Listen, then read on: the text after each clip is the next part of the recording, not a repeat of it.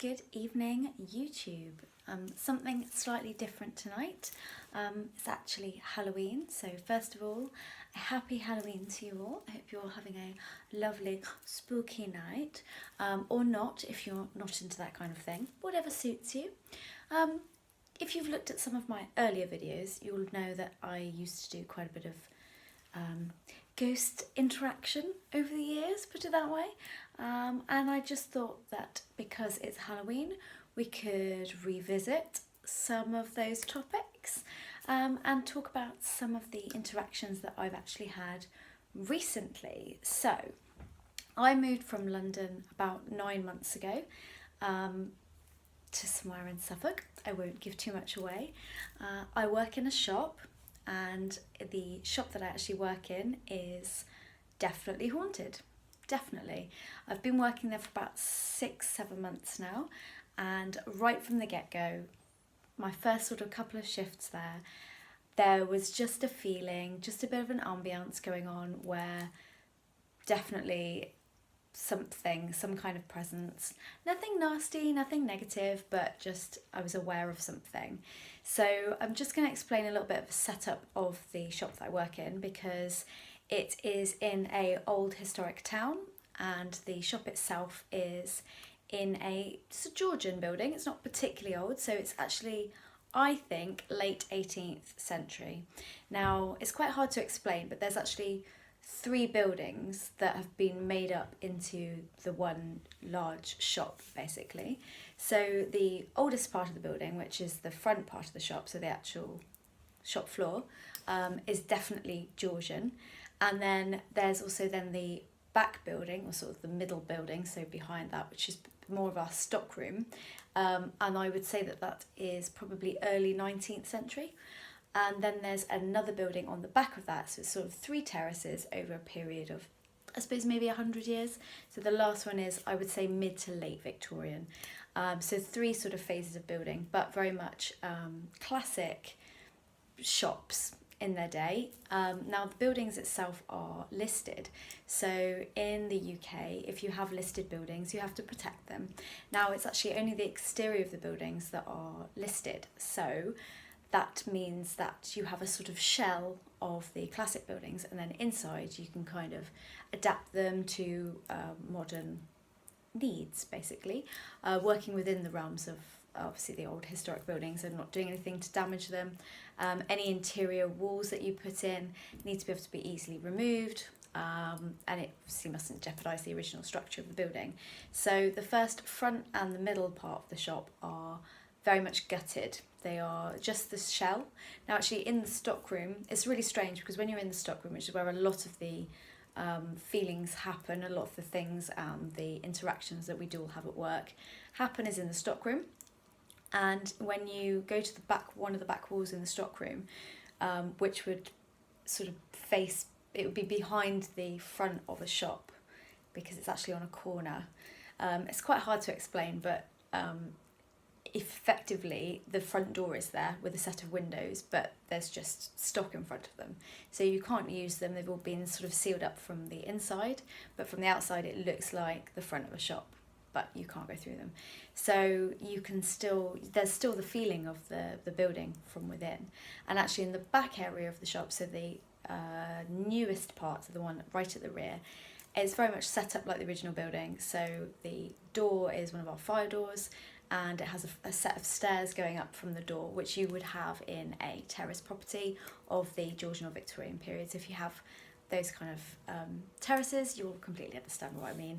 As soon as you go in the front door, you generally have a set of stairs leading upstairs, and that's what we have. So they're all still there, and we actually have an attic as well. So the setup for that part of the building is very similar to it would be. So just to give you a bit of an understanding about where and why and how and what, that's kind of the layout of the building.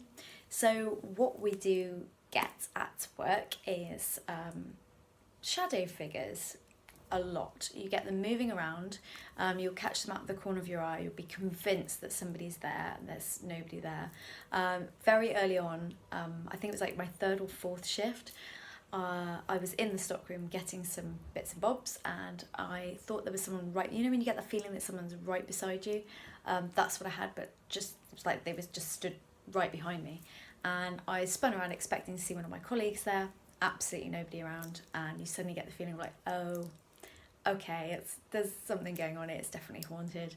And that developed, so there was a lot more of seeing shadow figures, fleeting, sort of out the corner of the eye, but you'd also get footsteps, so you'd hear footsteps in the shop. Now I'm often there either before we open or by myself, or later on at night by myself, closing up, so I'll actually know that everybody else is gone because the building is secure, so if the shop's closed, I have the keys to it, all the other doors are closed, I know that I'm the only person there, I've seen everyone's cars leave, so I know I'm definitely alone, and you can hear footsteps. So whenever I'm sitting in the back office, which is in the newer part of the building but still Victorian, you can hear people on the stairs that are still in place, and it's proper footsteps, and there's so many times where I've been convinced that someone's either turned up or come back into the shop or something, and there's absolutely nobody out there, and I've had to actually then check the premises to make sure there's no one there. The same with if I then go to leave, I set the alarm. If there was somebody there, it would trigger the alarm wouldn't set, so it just proves that there's actually no one creeping around or anything.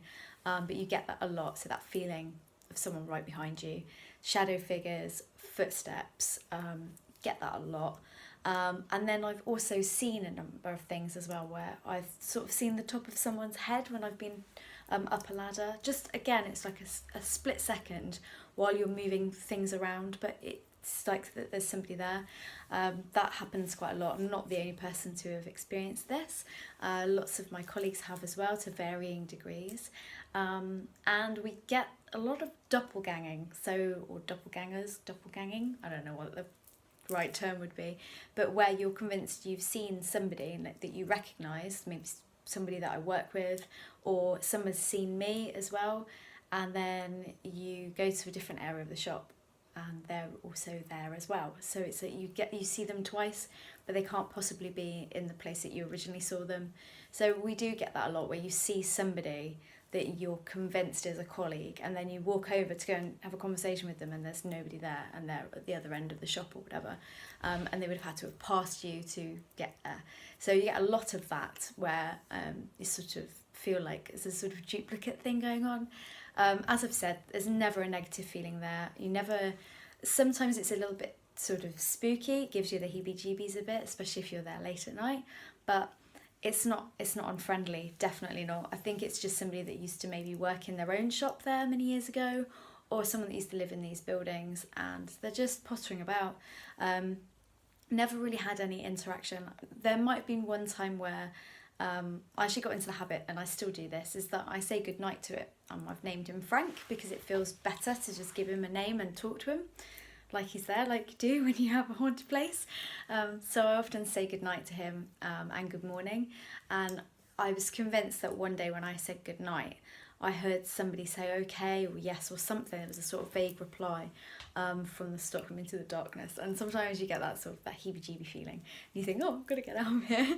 And so you leave. But other than that, it's never any sort of nasty or creepy feeling. It's kind of nice to know that's something there. It's kind of fun.